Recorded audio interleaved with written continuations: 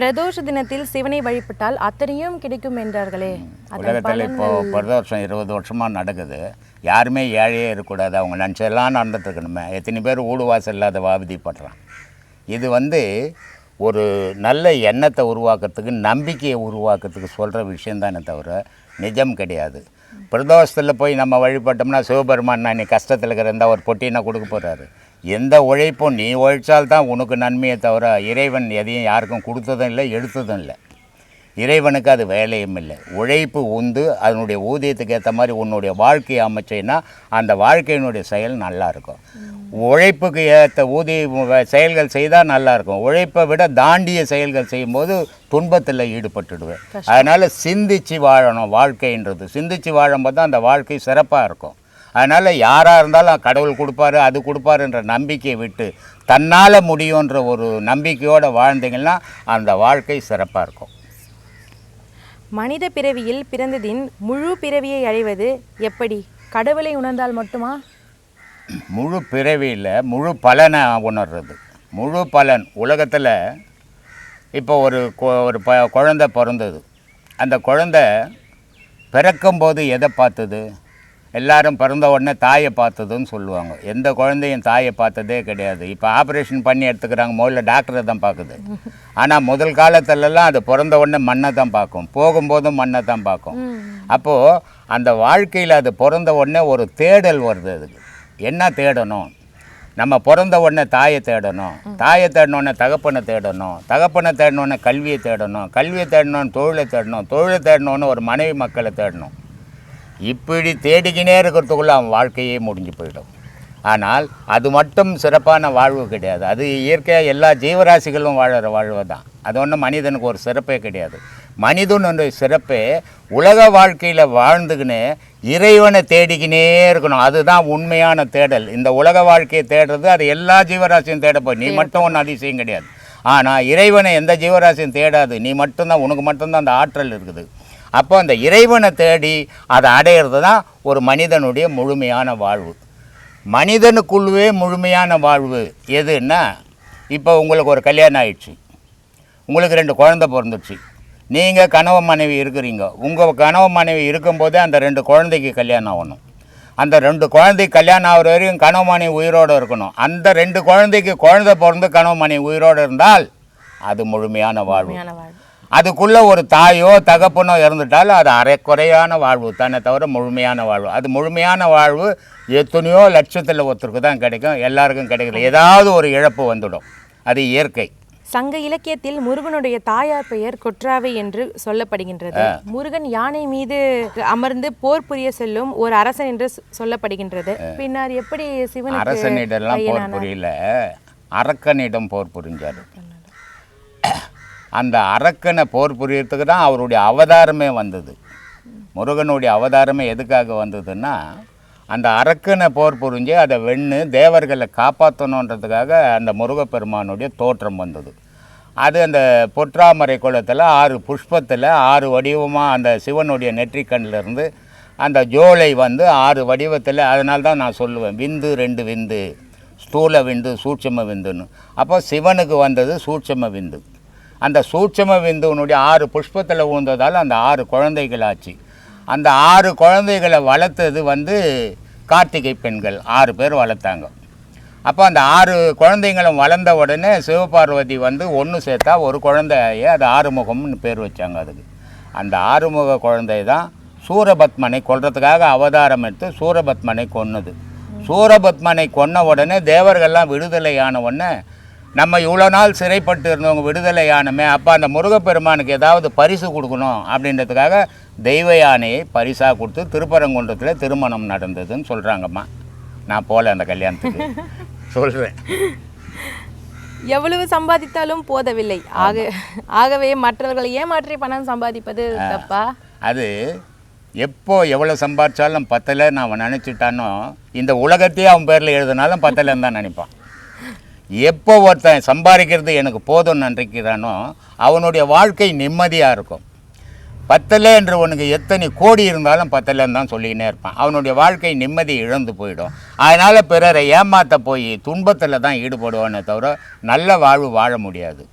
எப்போவுமே தான் சம்பாதிச்சு தான் வாழும்போது ராத்திரியில் தூங்குனா நிம்மதியாக தூங்கலாம். பிறரை ஏமாற்றி வாழ்ந்த வாழ்க்கை ராத்திரிக்கெல்லாம் தூங்கவே முடியாது. அதையே எவன் வருவானோ எவன் பிடிப்பானோ சிந்திச்சுக்கினே இருப்போம். திருடன் வாழ்வு மாதிரி அது சிந்தனை இருக்கும். ஆமாம், இருந்துக்கினே தானே இருக்கும். எந்த நேரமும் அவன் அதையே தான் சிந்திச்சுன்னு இருக்கணும். எப்படி ஏமாத்த ஆமாம், எப்படி ஏமாற்றணும் எப்போ வந்து ஒதிப்பான், இப்படியே தான் நம்ம சிந்திச்சுக்கினே இருக்கணும். அதனால் நல்ல வாழ்வை வாழ முயற்சி பண்ணுங்க. உங்களுடைய உழைப்பை நீங்கள் யாருக்கிட்ட இழக்காதீங்க. இன்னொருத்தனுடைய உழைப்பை நீங்கள் எடுக்கணும்னு விரும்பாதீங்க. அதுதான் நல்ல வாழ்வு. சுவாமிஜி, நந்தவனத்தில் ஒரு ஆண்டி 4-6 மாதமாய் குயவனை வேண்டி கொந்து வந்தாண்டி ஒரு தோண்டி சினிமா பாடலை கேட்டிருக்கோம். சினிமா பாடல் இல்லை, அது சித்தர் பாடல். சினிமாவில் வந்துச்சு. அது சித்தர் பாடல். அது சினிமாவில் எழுதுனா. அவர் என்ன விளக்குறாரு அந்த பாட்டில்? அந்த பாட்டில் என்ன சொல்ல, 4-6 எவ்வளோ ஆச்சு? 4-6 ஏமா 10. நந்தவனம்ன்றது தாயினுடைய கர்ப்பம். அந்த கர்ப்பத்தில் 4-6 10 மாதமாக வளர்ந்த குழந்தை அது. ஆனால் அது பிறந்து நல்லபடியாக வாழலையாம். கண்ணா முன்னான்னு கூத்தாடி ஒரு நாளைக்கு தரையில் வந்துச்சான். அதனால் சொல்கிறாரு நந்தவனத்தில் ஒரு ஆண்டி. ஆண்டின்னா கர்ப்பத்தில், நந்தவனன்றது கர்ப்பம். கர்ப்பத்தில் இருக்கிற ஒரு தனித்த குழந்தை, அது ஆண்டி, தனித்து இருக்குது. அது நந்தவனத்தில் ஒரு ஆண்டி 4-6 மாதமாய் குயவனை வேண்டி, குழவன்னா சிவபெருமானை வேண்டி அது கொண்டு வந்தது ஒரு தோண்டி. கூத்தாடி கூத்தாடி போட்டு உடைத்தாண்டி. அப்போது இவனுடைய வாழ்க்கையில் எதை தேடணுமோ, கர்ப்பத்தில் இருக்கும்போது எந்த சிவபெருமானை வணங்கினானோ பிறந்த பிறகு அதை மறந்துட்டான். இவன் இந்த உலக வாழ்க்கையிலே கூத்தாடி கூத்தாடி ஒரு நாள் பொணமாக விழுந்துட்டானான். நயா பைசா கூட உதவாத போயிட்டான்டான்றாரு. மனித வாழ்வு இப்படிலாம் போயின்னுக்குதுன்றார். சிலர் தலைகணம் கொண்டு நடக்கின்றார்கள். தலைகணம்ன்றது கர்வம்னு அர்த்தம். ஒருத்தனுக்கு தலைகணம் வந்தால் ஒருத்தர் பேசும்போது பணிவாக பேசுவாங்க. ஒருத்தர் என்ன எப்படி பண்ணுற அப்படின்வான். அப்போவே அவனுக்கு தலைகர்வம் ஏறி போச்சுன்னு அர்த்தம். அதுதான் தலைகணம்.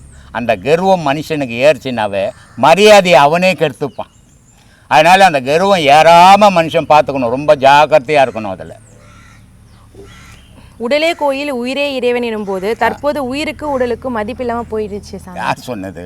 மதிக்க தெரியாதவனுக்கு மதிப்பு இல்லாமல் போயிருக்கான். மதிக்க தெரிஞ்சவனுக்கு எப்பவுமே மதிப்பு தான். உயிர்ன்றது ஒன்று இல்லைன்னா உடலுன்றது ஒன்று இல்லை. அப்போ உயிர் இருந்தால் தானே உடல் இருக்கும். அப்போ உயிரை மதிக்க தெரியணும். இல்லை, உயிரை மதிக்க தெரியாதவன் அவன் மனிதனே கிடையாது, மிருகம் அவன். ஏன்னா மிருகத்துக்கு உயிர் தெரியாது. உயிர்னு ஒன்று இருக்குதுன்னு தெரியாது, மரணம்னு ஒன்று தெரியாது, ஜனனம்னு ஒன்று தெரியாது. ஆனால் மனுஷனுக்கு மரணமும் தெரியும், ஜனனமும் தெரியும், உயிர்னு ஒன்று இருக்குதுன்னு தெரியும். உயிர் இருந்தால் தான் நான் பேசுவேன்றதும் தெரியும். இவ்வளவும் தெரிஞ்சு அதை மதிக்கலைன்னா மனிதனே கிடையாது, அவன் ஒரு மிருகம். நம் இல்லறத்தில் இணையும் பொழுது நினைக்கும் செயல் நம் குழந்தையின் குணமாக உருவாகுமா? கர்ப்பத்தில் இருந்தால் உருவாகும், பிறந்த பிறகு உருவாகாது. பிறந்த பிறகு உன்னுடைய செயலை தான் கவனிக்கும், உன்னுடைய எண்ணங்கள் அதுக்கு வராது. ஆனால் கர்ப்பத்தில் இருந்தால் உன்னுடைய எண்ணங்களும் அந்த குழந்தைக்கு வரும்.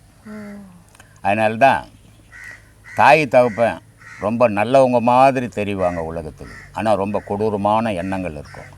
அந்த எண்ணத்தில் வளர்ந்த குழந்தை பிறந்த உடனே அது கொடூரமாக இருக்கும். அப்போ சொல்லுவாங்க, இவங்க இவ்வளோ நல்லவங்களாச்சு, இவங்களுக்கு பிறந்த குழந்தை. நல்லவங்க தோற்றத்தில் இருந்தாங்க, ஆனால் உள்ளத்தில் இல்லை.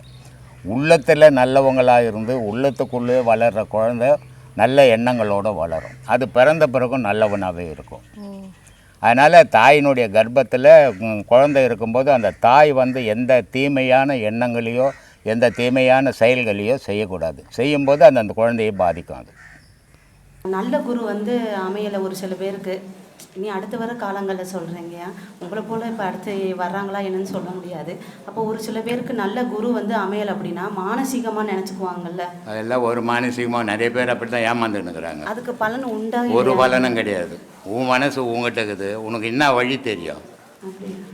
இப்போது ஒரு ஒரு ஒரு ஒரு ஊருக்கு போகணும், நீ பாதை தெரியாது, வீட்டுக்குள்ளே இருக்கிற பக்கத்து வீட்டுக்காரர்கிட்ட கேட்குற, எங்கே இந்த ஊருக்கு நான் போகணும், அந்த ஊருக்கு எப்படிங்க போகணும் அப்படின்னு கேட்டிங்கன்னா அவங்க வழி சொன்னாலும் அந்த ஊருக்கு போக முடியும்.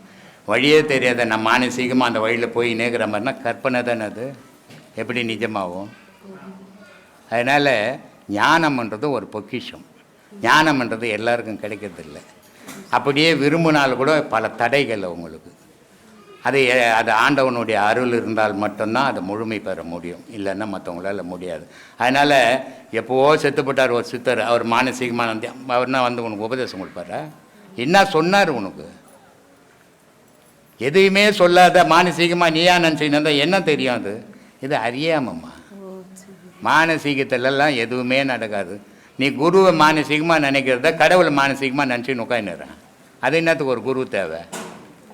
ஒரு குரு இருந்தால் தான் வழிகாட்ட முடியும். அந்த வழியில் நீ பயணம் பண்ணால் தான் போய் சேர வேண்டிய இடத்துல சேர முடியும்.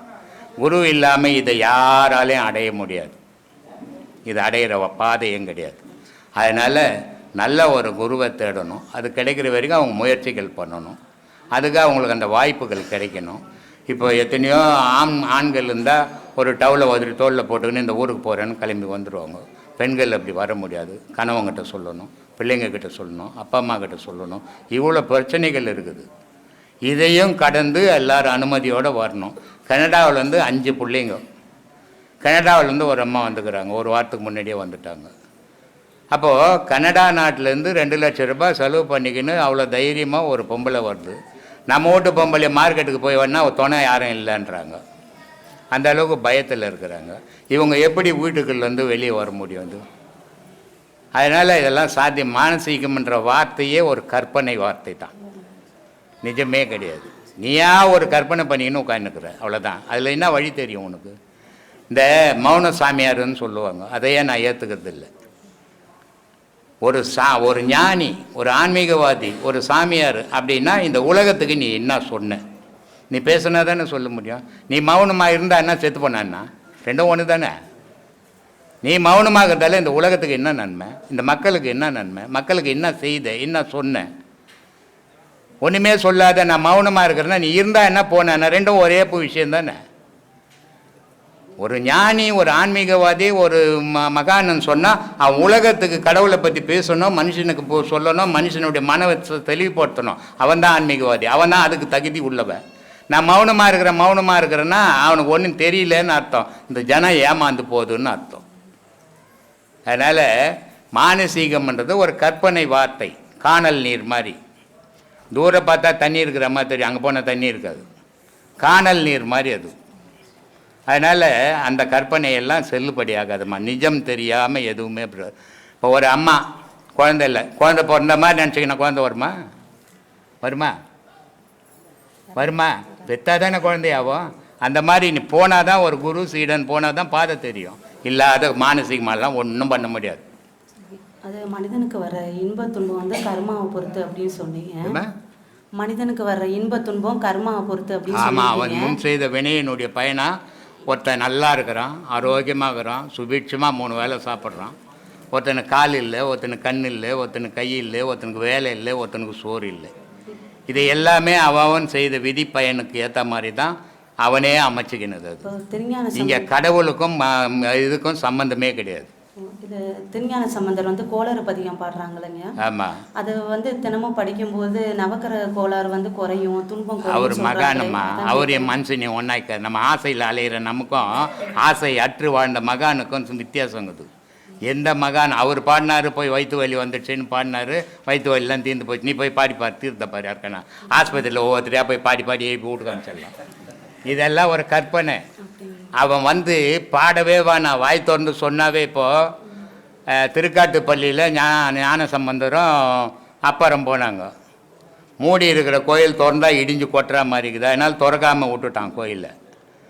அப்போ அந்த இடத்துல போயிட்டு சொல்கிறார், ஞான சம்பந்தர் சொல்கிறாரு, அப்பர் தேவாரம் பாடி திறப்பார் அப்படின்றாரு. அவர் பாட்டு பாடினா 7 கதவு திறக்குது. நம்ம உட்காந்து 30 பாட்டு பண்ணாலும் வீட்டு கதவை திறக்க மாட்டேங்குது. அதனால் மகான் என் மனுஷன் ஒன்றாக்காதீங்க. மகான் வந்து உயர்ந்தவன், கடவுளில் பாதி அவன், நம்ம மண்ணில் பாதியாக வாழ்ந்துன்னுக்குறோம். எவ்வளோ மகான்கள் வாழ்ந்துட்டு போயிருக்காங்க. ஆனால் யாரும் உங்களை மாதிரி இந்த மாதிரி சொன்னதில்லை பொறுமையாக. அதனால் இறைவனால் நீங்கள் வந்து தேர்ந்தெடுக்கப்பட்டவர் அப்படின்னு நான் நினைக்கிறேன். அதனால் உங்களை நான் குருவாக தான் சாமியை ஏற்றுக்கிட்டு இருக்கேன். அது உன் நினைப்புமா? அது நான் மனுஷனாக தான் நான் என்ன நினைக்கிறேன். சார் நான் குருவாக ஏற்றுக்கிறேங்கய்யா. நீ ஏற்றுக்காது அது உன் மனசை பொறுத்துக்குது. நான் யாரும் அவங்க என்னை குருவாக ஏற்றுக்கணும்னு நான் சொன்னதில்லை, என்னை சிசினா வச்சுக்கணும்னு சொன்னதில்லை. இது பௌர்ணமியில் சித்ரா பௌர்ணமி எங்கய்யா ரொம்ப விசேஷமாக சொல்கிறாங்க. ஆமாம் சித்ரா பௌர்ணமி. ஆமாம். சொல்லுங்கள். என்ன கேட்குற நீ? சித்ரா பௌர்ணமி விசேஷம், வேறு என்ன? அதோடைய சிறப்பு கேட்குறேன். வானத்தில் வர 12 பௌர்ணமியில் சித்ரா பௌர்ணமி மனுஷன் தலைக்கு கிட்ட வரும், அதனால் அது விசேஷமான நாள். அப்படிங்களா? சரிங்க. மனுஷனுடைய மனசு இருக்குது, அது ரொம்ப பொல்லாதது. அதில் 1000 எண்ணங்கள் அது சேர்த்துக்குன்னு அதுக்கு எது உண்மை எது பொய் அப்படின்னு தெரியாத தடுமாறின்னு இருக்குது. அப்படிப்பட்ட மனசு தெளிவடைஞ்சால் தான் தெய்வ வழிபாட்டில் போகும். அந்த தெளிவடையத்துக்கு தான் இந்த கேள்வி பதில் சீடனுடைய மனசில் இருக்கிற சந்தேகத்தை போக்கி அந்த சந்தேகங்களுக்கு அவங்களுடைய சந்தேகங்களுக்கு விடை சொல்லி அந்த பயணங்கள் பண்ணும்போது தெளிவான பயணங்களாக இருக்கும். அது இறைவனை நோக்கிய பயணமாக இருக்கும். வாழ்க்கை எல்லோரும் வாழணும், அன்போடு வாழணும். எப்படி வாழணும்? உலகத்தில் தாய் தகப்பன் பெற்று போட்டாங்க, ஆனால் அவங்களுக்கு அம்மா அப்பா அப்படின்னு பேர். ஆனால் பிள்ளைங்களை பெற்று போடுறோம், அவங்களுக்கு பிள்ளைங்கன்னு பேர். ஆனால் ஒரு திருமணமானால் அதுக்கு ஒரு தனி பேர், துணைவன். அந்த துணைவன் துணைவி. துணைவன் துணைவின்னா என்ன அப்படின்னா, தாய் தப்பன் சில பருவம் வரைக்கும் தான் கூட வர முடியும், பிள்ளைங்களுடைய பருவம் வரைக்கும் தான் நம்ம கூட இருப்பாங்க. ஆனால் இந்த கணவன் மனைவி துணைவி துணைவன் என்ற வார்த்தை இருக்குது, அது மரண தருவாய் வரைக்கும் வரணும். அதுதான் கணவன் மனைவி. கணவன் மனைவின்றது ஒரு புனிதமான சொல். அந்த புனிதமான பயணத்தை அது கணவனாக இருந்தாலும் மனைவியாக இருந்தாலும் மனைவி மேலே அன்போடு இருக்கணும், கணவன் மேலே மனைவிக்கு அன்போடு இருக்கணும். 2 பேரும் இருந்து குடும்பம் நடத்தும் போது நீங்கள் அன்பாக இருந்து நடத்தினா உங்கள் பிள்ளைங்க அன்பாக வளரும். ஆனால் நீங்கள் அருவறுப்பு பண்ணிக்கின்னு சண்டை சச்சரவு போட்டுக்கின்னு ஒருத்தரோட ஒருத்தர் பிரச்சனை பண்ணிக்கின்னு விரோதம் பண்ணிக்கின்னு பகை பண்ணிக்கின்னு பிரிவை உண்டாக்கிக்கின்னா நாளைக்கு உங்கள் பிள்ளைங்களும் அதே நிலையை கடைபிடிக்க ஆரம்பிக்கும். அதுக்கு தான் சொன்னால் வாழையடி வாழணும். நம்ம எப்படி போகிறோமோ அப்படி தான் நமக்கு பின்னாடி வர சந்ததி வரும். அப்போ அந்த சந்ததிக்கு நம்ம வழிகாட்டியாக அமையணும்னா நம்ம அமைதியோடு வாழணும். நம்ம வாழ்க்கை எப்படி இருக்கணும்? அண்ணங்கிட்ட போய் கேட்டு வாழலாம், அப்பா கிட்ட கேட்டு வாழலாம், தம்பிக்கிட்ட கேட்டு வாழலான்னு வாழவே கூடாது. அந்த வாழ்க்கை பிச்சை எடுத்து வாழற வாழ்க்கை அது. சுயமாக 10 ரூபாய் சம்பாதிச்சா இது போதும் எனக்குன்னு வாழணும். அந்த வாழ்க்கையை நீங்கள் கடைப்பிடிக்கும்போது உங்கள் பிள்ளைங்களும் அதே மாதிரி வாழ கற்றுக்கும். யாருக்கிட்டும் கேட்டு வாழாது. எல்லோருமே தன்னுடைய உழைப்பில் வாழணும். ஆனால் ஆண்கள் பெண்கள் 2 பிரிவாக இருக்கிறோம். இந்த ஆண்களுக்கு குடும்பத்துக்குள்ளே பல பிரச்சனைகள் வருது. ஒவ்வொரு ஆணுக்கும் வரும், ஒரு பெண்ணுக்கும் வரும். அந்த குறிப்பிட்ட காலம் போனவுடனே ஆண்களும் ஏதோ மனைவி கிட்ட சண்டை போட்டணும், பிள்ளைங்க கிட்ட சண்டை போட்டணும், பிள்ளைங்க வீட்டில் சேர்க்காத வெளியே வீட்டை விட்டு வெளியேறிடுறாங்க. வெளியேறினா கூட ஏதோ கோயில் குளம் அங்கே இங்கே பிச்சை எடுத்து எப்படியோ சாப்பிட்டு எப்படியோ போகிறாங்க. ஆனால் பெண்களுடைய நிலை அப்படின்னு ரொம்ப பரிதாபகரமான நிலையாக இருக்குது.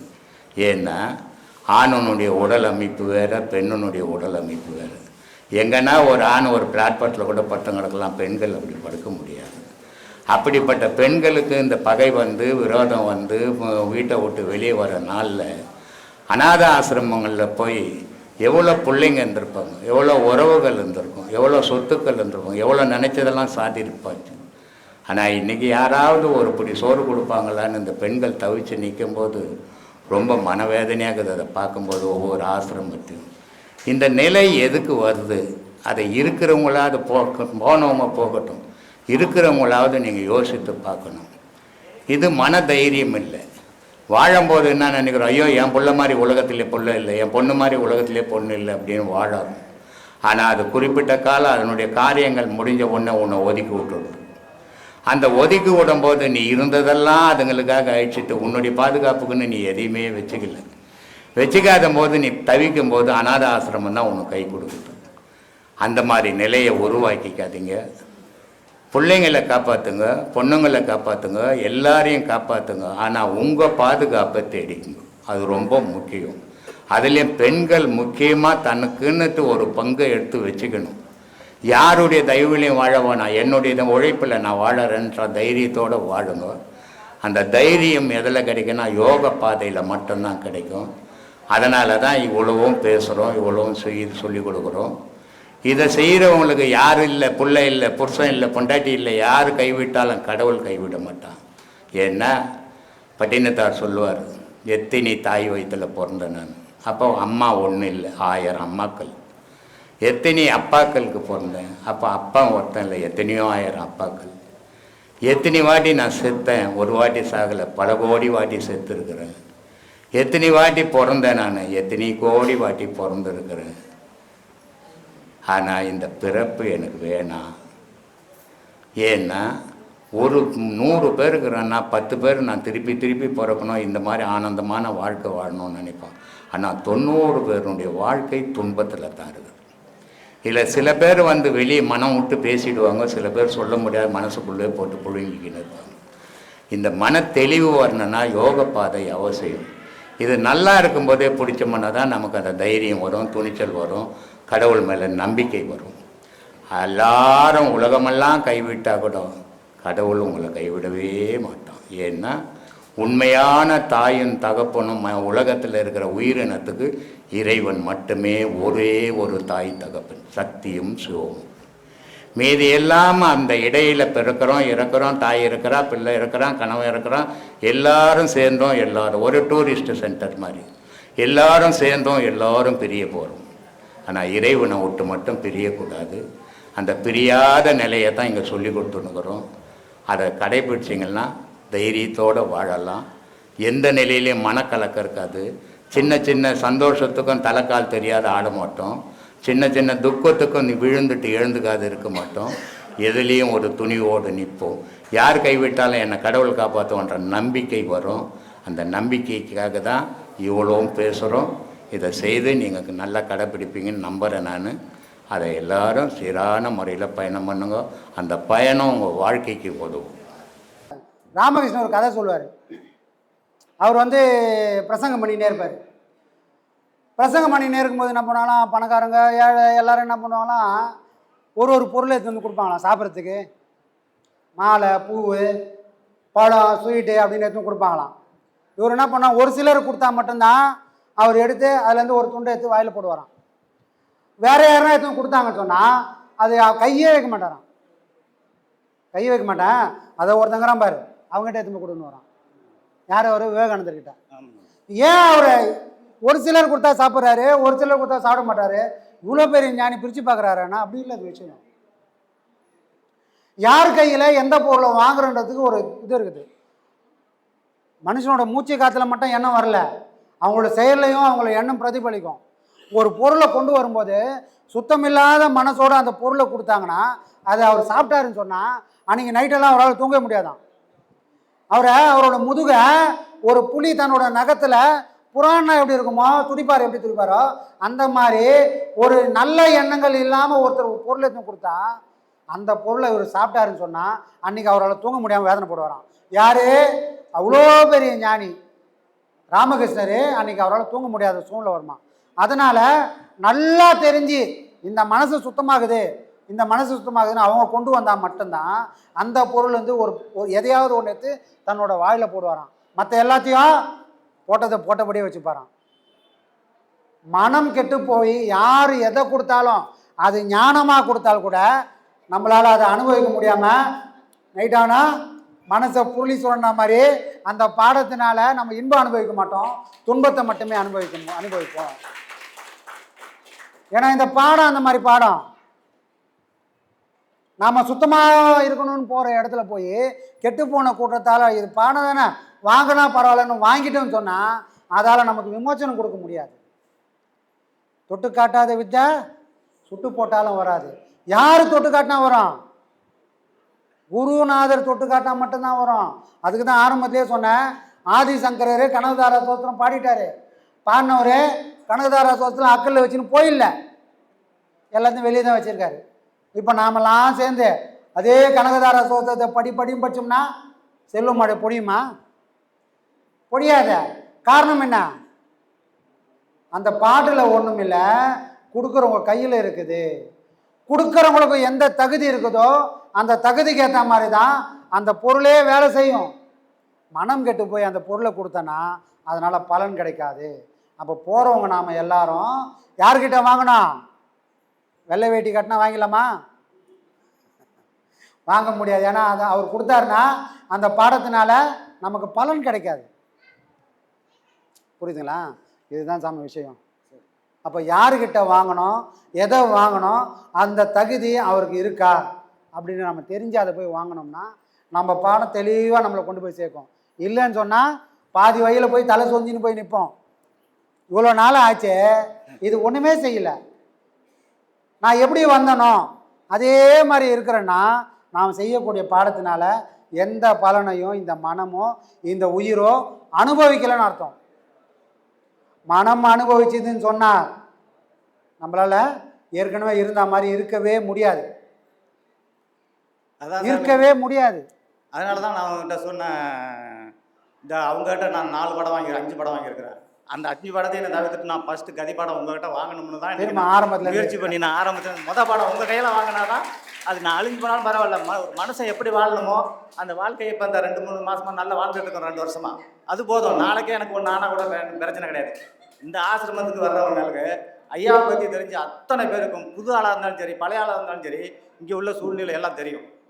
நீங்கள் யார், அவங்க யார், யார் எப்படி அப்படின்னு நல்லா தெரியும். அப்படி இருந்தும் அவங்க பின்னாடி போடுறதுக்கு 4 பேர் இருக்கிறாங்கன்னா இல்லை அவங்களா போகிற நல்ல உள்ளவங்களும் யாரும் போக மாட்டாங்க. அப்படி போகிறாங்கன்னா இல்லை அவங்களா செட் பண்ண ஆளாக இருக்குமா?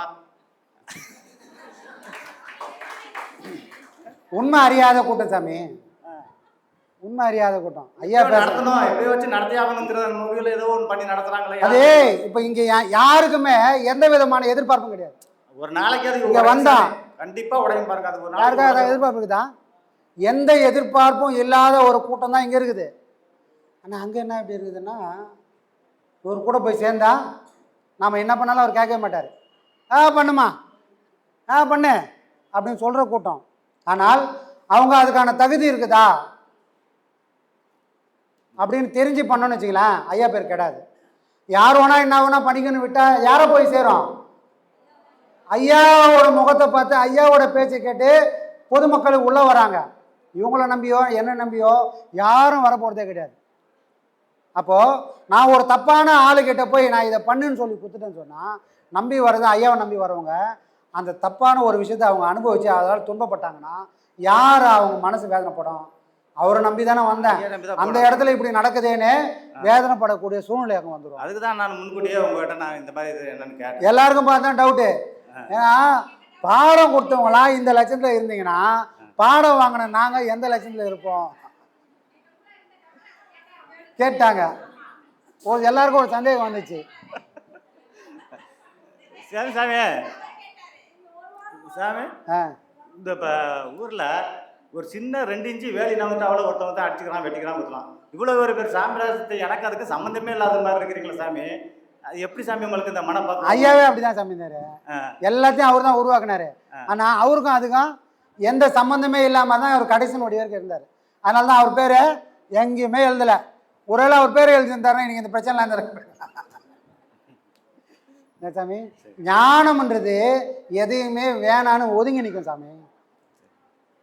சங்கர மடம் உலகம் ஃபுல்லாக இருக்குது. ஆனால் சங்கராச்சாரியர் எப்படி இருப்பார்னா, ஏற்கனவே இருந்தவரை சொல்கிறேன், அவர் என்ன பண்ணாராம், ஒரு ஓலை குடிசையில் ஒரு கீஞ்சி போன பாயில் அவர் போய் பத்து நிற்பார். அவரை பார்க்குறதுக்கு ஜனாதிபதி வருவாங்க, பிரதமர் வருவாங்க, உலகத்தில் இருக்கிற கோடீஸ்வரம்லாம் அங்கே வந்து நிற்பான் அவரை பார்க்கறதுக்கு. ஆனால் அவர் எங்கே போய் நிற்பாருன்னு சொன்னால் ஒரு ஓலைப்பாயிலையும் ஒரு கீஞ்சி போன ஒரு குடிசையிலையும் ஓலை குடிசையிலையும் உட்காந்துப்பார். யார்? ஏற்கனவே இருந்தால் பெரியவர், மகா பெரியவர்னு சொல்லுவாங்க அவரை. அவர் அங்கே தான் இருப்பார். ஏன்னா அவ்வளோ பெரிய சாம்ராஜ்யத்தில் அவர் இருந்தால் கூட எனக்கும் அதுக்கும் சம்மந்தமே இல்லைன்னு அவங்க இருப்பாங்க. யார்? உண்மையான ஞானத்தை உணர்ந்துட்டா அவங்களோட வெளிப்பாடு இப்படி தான் இருக்கும். ஞானமே அடையலை, அப்பா சொத்து பிள்ளைக்கு வந்த மாதிரி எனக்கு அவர் மூலிமா இவர் மூலிமா வந்துச்சுன்னு ஆசைப்பட்டு போனால் அவங்க செயலெல்லாம் காட்டி கொடுத்துரும். இவங்களுக்கு எந்த தகுதியுமே இல்லைப்பா அப்படின்னு நம்ம புரிஞ்சுக்கலாம். இப்போ அந்த பயம் தான் இப்போ எல்லாருக்கும் வந்துக்குது. கண்டிப்பாக இது நடக்கும் சார். ஒரு சமயம் ஒரு நாளைக்கு இல்லை அது உடையும். கண்டிப்பாக எல்லாத்துக்கும் நன்றி சாமி. கண்டிப்பாக எல்லாத்தையும் சரி பண்ணுவோம். அப்படி தான் சரி பண்ணின்னு இருந்தோம். எல்லாரையும் ஞாயிற்றுக்கிழமை வர வச்சு முடிஞ்சவங்க எல்லாரும் நம்ம சரி பண்ணிக்கினே வந்தோம். இப்போ ஒரு 2 மாதமாக ஒரு தற்காலிகமான ஒரு இடைவெளி வந்துச்சு. கண்டிப்பாக நாம் திரும்ப எல்லாத்தையும் சரி பண்ணுவோம். இதுக்கு இடையில பாடத்தில் யாருக்காவது டவுட்டுன்னா எந்த தயக்கமும் வேணாம், எதுவாக இருந்தாலும் கேளுங்க. சரிங்களா? கேட்டு அந்த சந்தேகத்தை நிவர்த்தி பண்ணிங்க, பயணம் தொடரலாம்.